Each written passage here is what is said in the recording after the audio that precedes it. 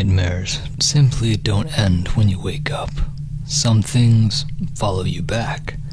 Sleep paralysis is already terrifying on its own, being completely aware of your surroundings, yet unable to move, unable to scream.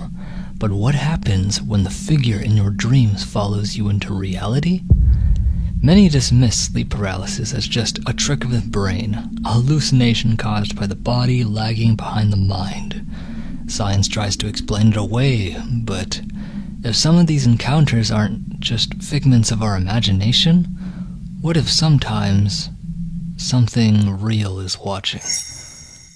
Tonight's story might just make you rethink what's lurking in the shadows when you can't move, and what might still be there once you can. Let's begin. Hello, paranormal poet.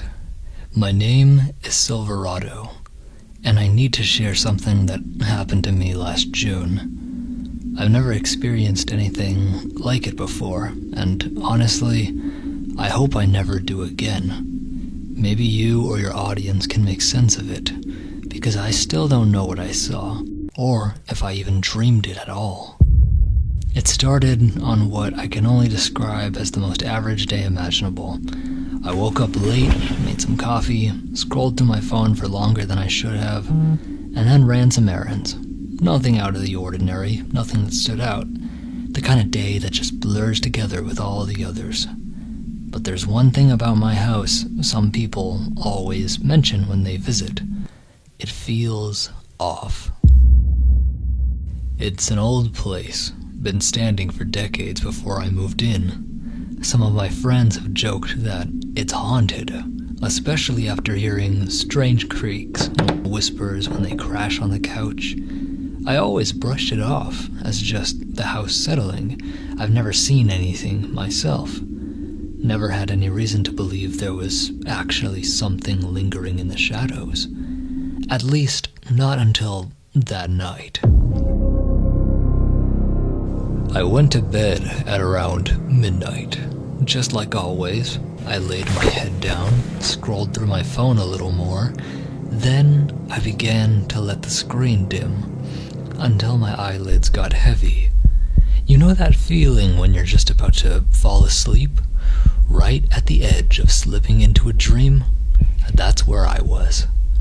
I don't remember exactly when I started dreaming, but something about this one felt different. I could move, but I couldn't go anywhere. My arms worked, my fingers twitched, but my body itself was frozen in place. I was trapped in my bed, and everything in the room was just too real for it to be a dream. And then I saw him. A man. He wasn't familiar, yet something about him made my stomach twist. He was standing in the corner of my room, barely visible, just watching me. His presence alone was enough to make my skin crawl. So I did what I thought was logical. I forced myself awake. At least, I thought I did. My eyes shot open, my breath labored and heavy as I tried to move, only I couldn't. My entire body was frozen stiff, the weight of the room pressed down on me, ominous and suffocating. And then I saw him again, but this time it wasn't in the dream.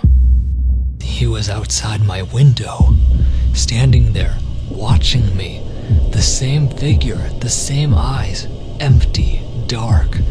My heart pounded as he lifted his hand and slowly reached for me, his fingers pressing against the glass. And then he stepped through it. He didn't even break the window, didn't open it. He phased through. 1 second he was outside, the next he was in my room, and that was when my body jolted awake. I gasped, fully conscious now, fully aware, but the man, he was gone. I couldn't sleep after that. The rest of the night was spent sitting up in bed, every little sound making my heart race. I don't if what I saw was real or I don't know if what I saw was real or just the most vivid sleep paralysis hallucination imaginable. But here's the thing. I never left my window open. I made sure to lock it. Hell, it was part of my nightly routine. But that morning, when I finally got up, the window latch was in the unlocked position. I don't know what happened that night. I don't know if I dreamed him or if he was actually there. But one thing's for sure. After that, I started to believe what my friends had been saying all along. This house really is haunted.